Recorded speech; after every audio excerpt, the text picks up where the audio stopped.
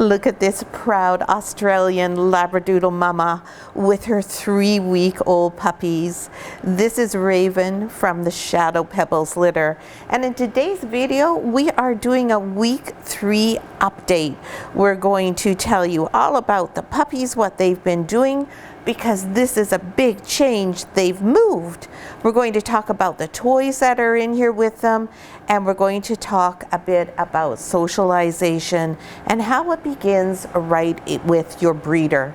Hi, I'm Claire from Van Isle Labradoodles, and Raven's puppies moved a couple of days ago because their eyes are all open, their ears are all open, and they are walking around. They are starting to interact with one another, and they needed some more space to get out and become grown-up puppies. They took the move so well. Raven is she is the most fabulous mom. She instills so much confidence in her puppies without being a helicopter parent. She's just absolutely terrific at motherhood. She gets that from her great-great-grandma Peanut, and it shows all the time. She cares deeply for her puppies, but she's also very cognizant of just how much mothering they need and when they need to be left alone to problem solve independently. And that ends up for you being a huge advantage, because that means you end up with a puppy who's already coming home full of confidence and the ability to work things out for themselves. Really key qualities in developing a lovely, mature dog. So what else matters at this stage? Well, you'll see in this bigger area they now have a crate. The crate is here because Raven may choose to nurse her puppies here on the crate mat, or she may go into the crate itself. And that starts right from day one, the association for the puppies that, oh, the crate is a really good place. That's where the milk bar might be found. The puppies also choose to go in there to sleep independently, because that's what we're always looking for. We want the puppies to be making decisions and choices that we offer to them without us forcing them to make those decisions and choices. That's how we build on what happens naturally with the dogs, so that they adapt and behave the way we would like them to in our world. Because we do tend in today's world to make our dogs into people. And while it's lovely that we have deep connected relationships with our dogs, and that we do carry on with our dogs as full family members, it's also equally as important to remember they are not people, they are dogs. And if we keep that in mind, always we'll have at the front of our mind that we're asking these dogs to change their natural way of being to fit into how we want them to be. So it's really important when you're working with your dog, when you're training them, or if they do something and you're trying to understand their behavior, that you recall all the time that, oh hey, they're not living the way that is natural to them. They've adapted everything about themselves to be able to live with us. That's in essence domestication. But what we don't want to do is force that. We want that to build off of what happens with them naturally. So you can see how Raven gives me all this beautiful eye contact, and that is a result of the fact that we have worked with her since she was born to establish that she can trust us, she can respect us, and she can believe in us, and that we'll always treat her fairly. And in exchange, she gives us all of her heart, and that is what we want. That is how we have this beautiful relationship that's a two-way street. We're not forcing her to do something, and she's not refusing to understand what it is we're asking of her and then comply as best she can. So puppies, dogs, naturally like to live somewhere where there is a roof over their head and they are somewhat enclosed, sort of a nest, a den, if you will. This is why moms, when they're having their puppies, dig so much, because normally they would dig a big oval shape in the ground and make a den, make a nest for their puppies. So you need to think of the crate as a nest for your puppy. And that's the instinct that we build on, that natural inclination of dogs to want to nest, and we give them the crate. So we start off by letting them choose to recognize, oh, I feel safe, I feel secure over here. There's no door on the crate, as you'll see, and we do not put the puppies in there. We let them decide if they want to go in there. And quite often what you'll find is 1 or 2 puppies will be in the crate, others will be out in the main area that they have here. And that's because the puppies who are tired, who want to rest, they learn that this is where they can go, and this isn't the play zone. This is where they go to relax, decompress, and be able to completely go into a deep sleep without being bothered. They'll also learn that if they sleep out here on the crate mat, that they can nap, because one of their litter mates may come and step on them, pull on their tail, try to engage them in play. So this is a great place to nap, but it isn't where we go for our full decompressive restorative sleep. So that's all building exactly off of what dogs do naturally to get them to do things that we want them to do. So why do we want them to go into a crate? Well, first of all, at night we need to be able to keep them contained because they're not yet house trained. They're still going to be chewing on things and they can get in trouble as babies. So we want them to like their crate and be comfortable sleeping there the whole night through. The other thing is, if something should happen and your dog has to go to the vet and they're ill, they're going to be in a crate. If they're going to the vet and they're not comfortable in their crate, they're already in a stressed situation, they're already feeling unwell, and now you're heaping on horrible discomfort because they're not used to being in that crate.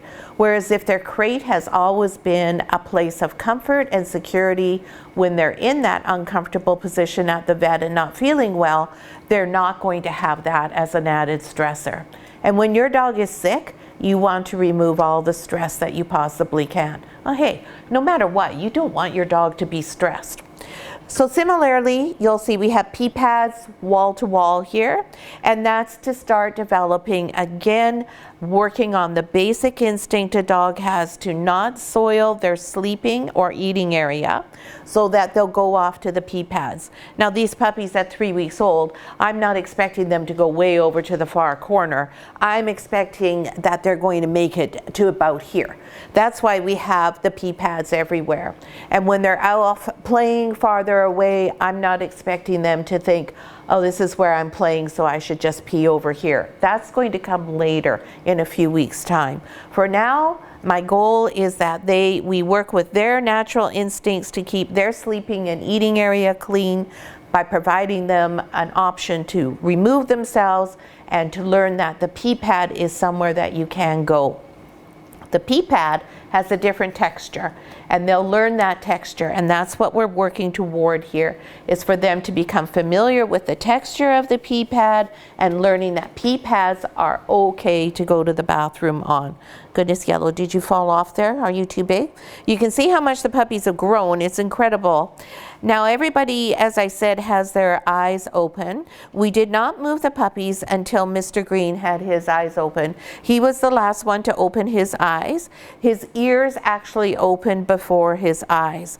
But 2 days ago, his eyes did open up. So he is right within that acceptable window. Had he not opened his eyes by today, then we would have taken him in to see our vet and made sure there was nothing wrong, or had our vet help us open them.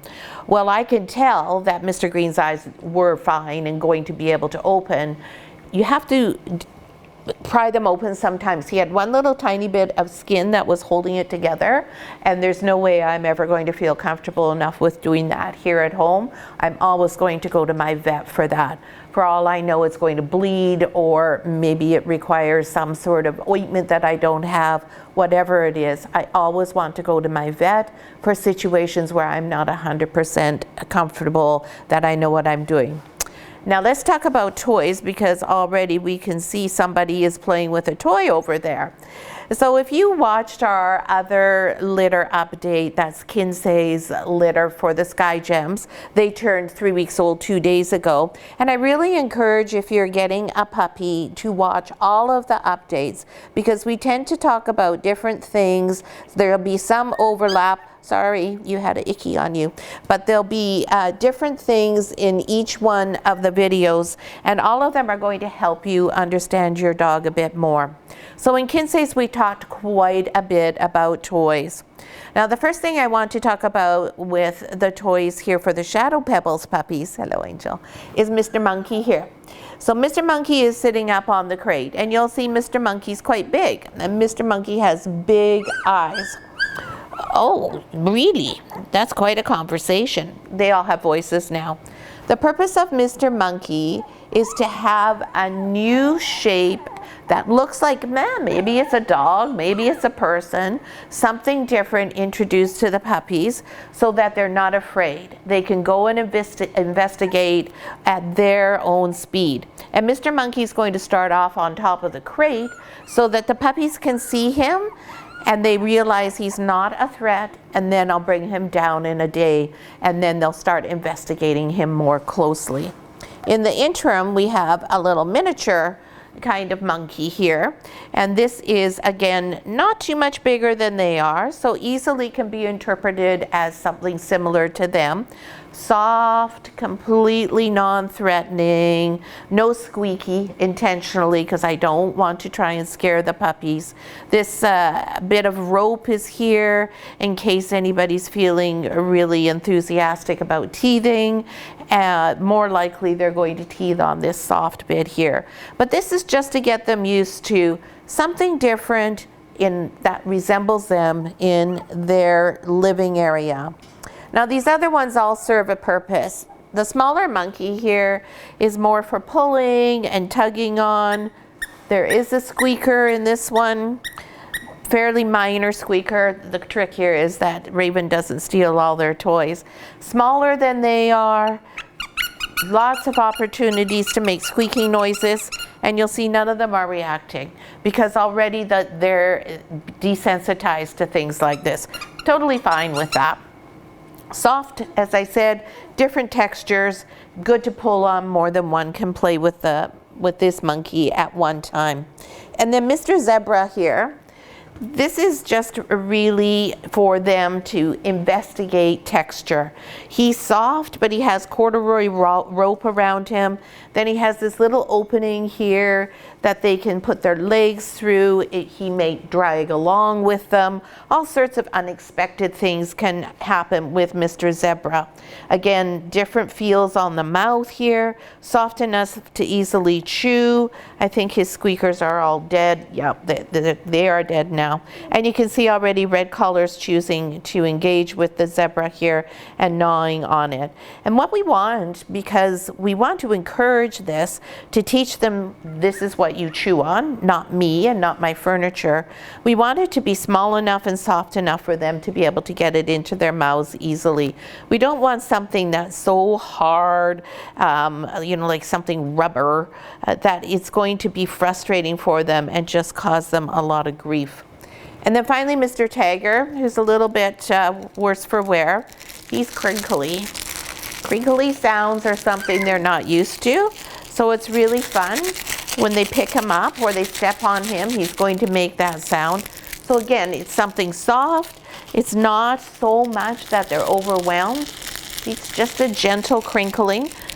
We don't use a fresh one because we want the crinkle to be softer.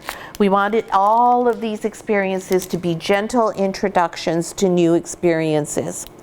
And that is the key to socialization, which starts with desensitization. Gentle, thoughtful, positive experiences. Were any of the puppies showing me that they were fearful when I put Mr. Monkey up here, he'd be out. It's not about taking your dog and introducing them to things willy-nilly. If your dog is afraid or uncomfortable, all that's going to happen is that they begin to distrust you. They think you don't know what you're doing, that you have no idea that there is a danger and that you're not protecting them.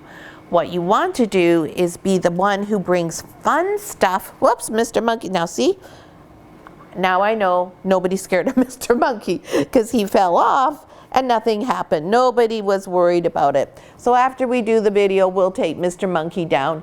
He's been up there long enough for them to be comfortable with him. But what we want to do is teach the puppies that we're fun. We bring new adventures that are exciting and things to explore that are going to be great. That's what we want our puppies to take away from us and to learn when we introduce them to things. So when you're socializing your puppy, and let's say you take them to a soccer field and there's a soccer game going on.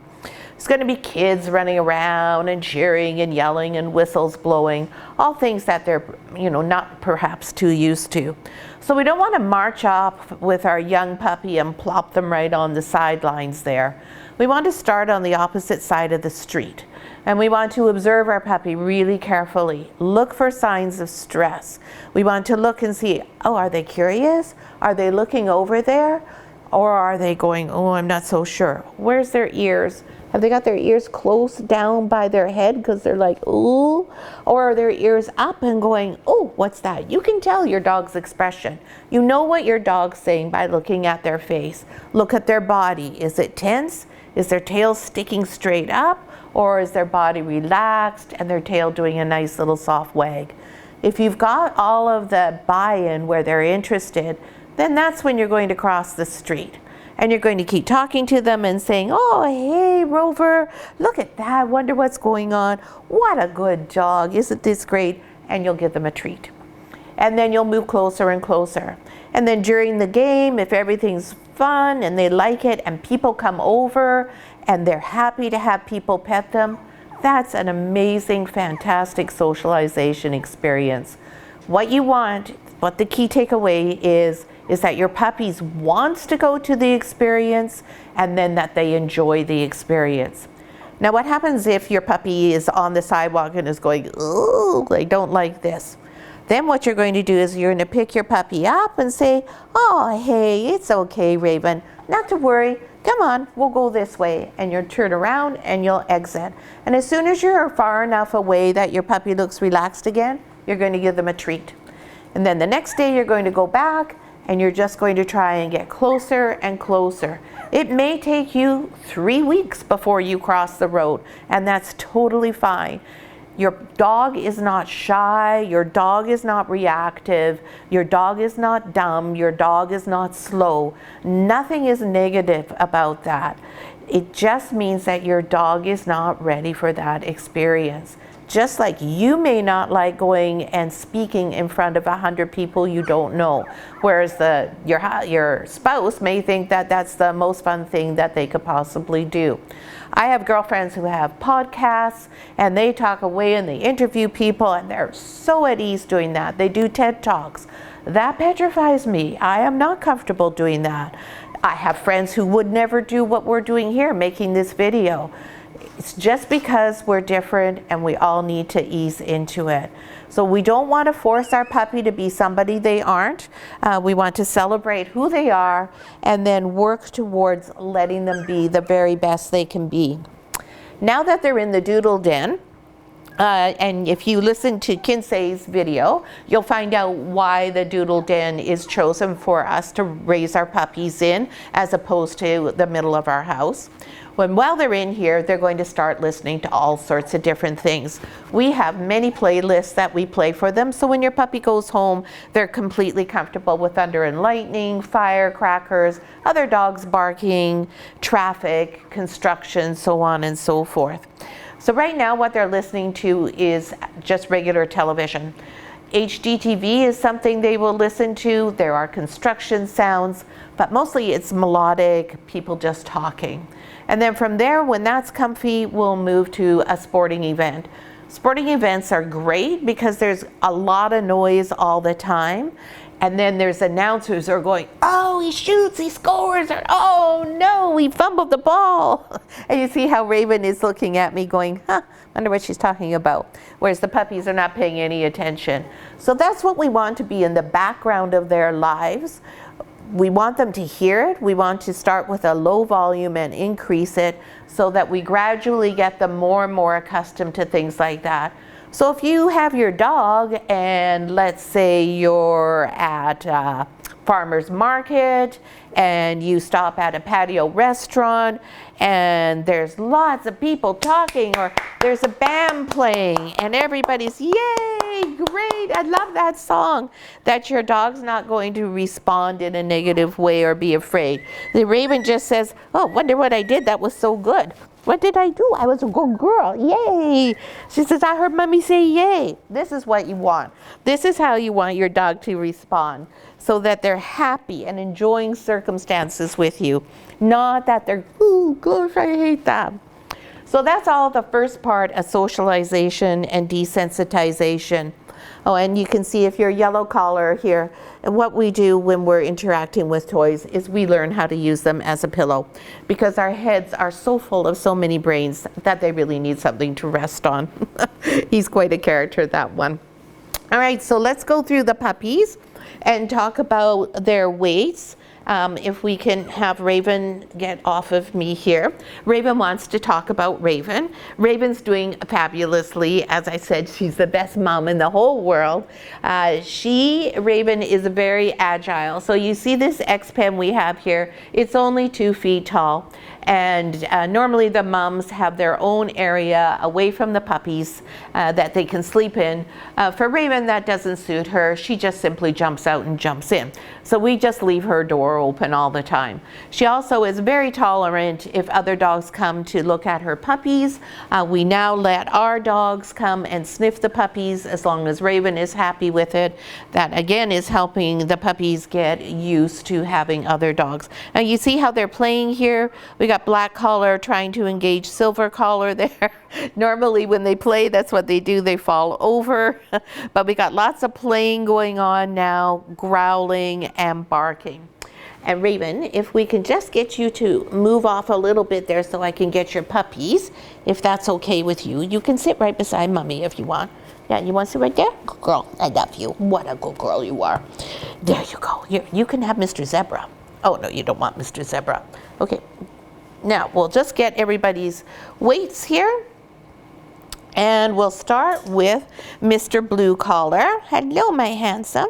Mr. Blue Collar, as you know, is our apricot abstract. Just the most handsome fellow in the whole world. His little black nose is really filling in. And you see, we're getting beautiful eye contact there. He's already learned how to look and see where the voice is coming from, because he knows that means something good. And Mr. Blue Collar has taken over the race for, oh no, he's not the biggest puppy. I thought you were. You're not. Mr. Blue is 970 grams. And, oh, somebody just peed in their bed. Okay, so see, this is what we don't want, but that's all right. We understand that we do have to be patient. So we will take this crate mat out now and we'll wash it, because we don't want the pee smell to be there and for them to start to think that this is an okay place to pee. And now we have Pink Collar Girl here. Pinky is our pretty ebony phantom girl. Looks quite a bit like Mom, other than she doesn't have the white that Mom has. Hello, beautiful. Again, you'll see right away the head turning to go to the voice. Lots of lovely eye contact. Beautiful, relaxed, soft, pliant puppies. That is just what we love to see. Hello, beautiful. Oh, and a kiss. Oh, single for the kiss. Miss Pink is 760 grams. Good for you. Yeah, what a good girl. Look at how her coat just gleams. Ebony is my favorite, as everybody knows. You hear me say it a million times because I just love the gleam that you get from an ebony coat. Then we have Mr. Black Collar, who's over here, right? Come here, sweetheart. Come here. Oh my goodness me. Oh no, sorry, that's Mr. White Collar. Wrong dog.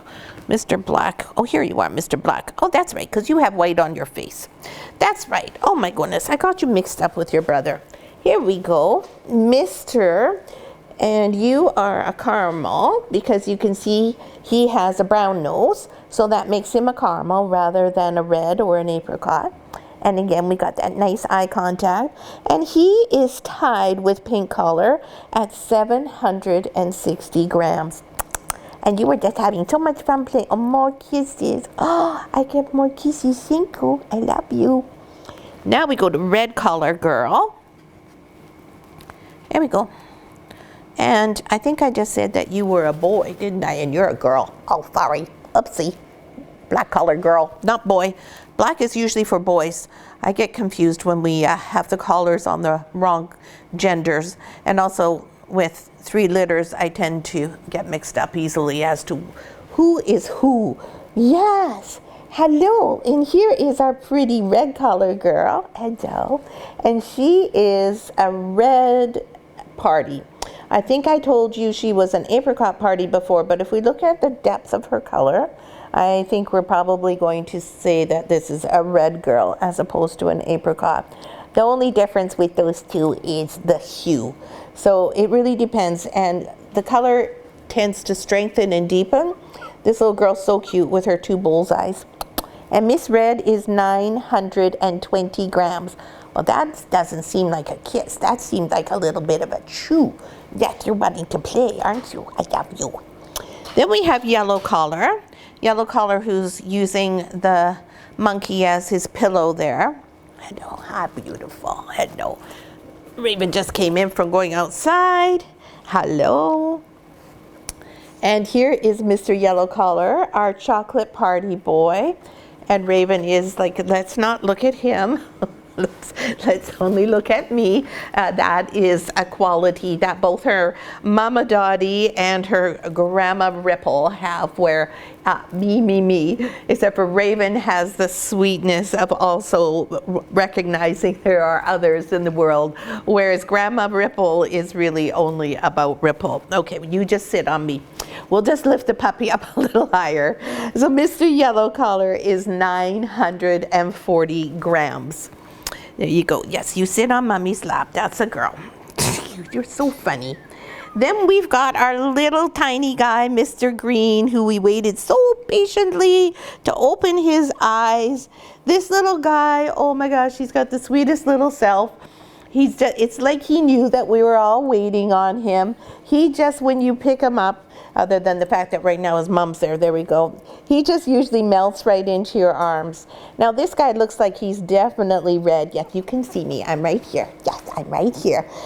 He definitely looks like a red dog, but he has a brown nose, or a liver nose, so he is a red caramel. And he says, thank you, I don't want to be up there right now. So there's an example. You do not want to stress the dog and ask them to do something they don't want to do. You want to continue to build trust, and see, he's going to come right back to me. He's telling me, oh, I want to be with you, but I just don't want to be up in the air. So we just put him here, and there's where he's comfortable, and that's how we have a positive desensitization experience. Mr. Green is the smallest and weighs 680 grams. He is catching up really fast though. He's had a huge weight gain this past week. Now we've got Silver Collar, who is, I gotta make sure I have silver and not white. Yep, that's silver.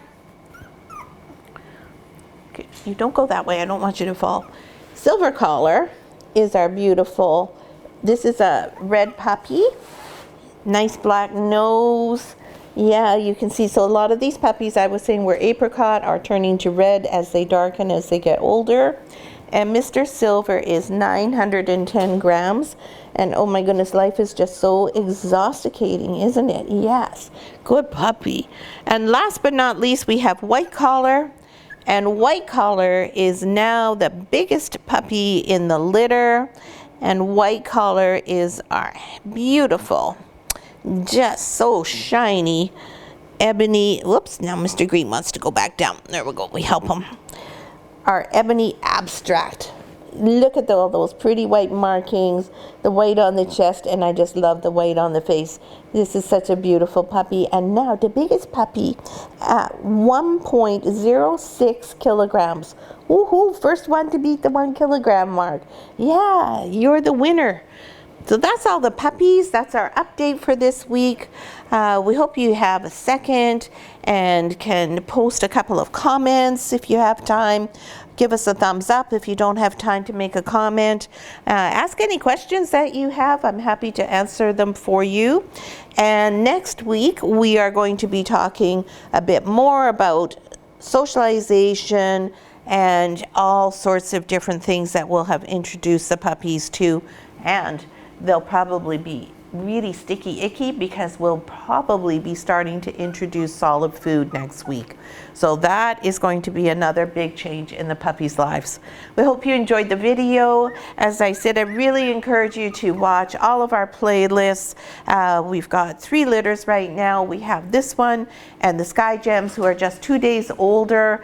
And then we have a litter that was just born yesterday, and that is the calligraphy litter.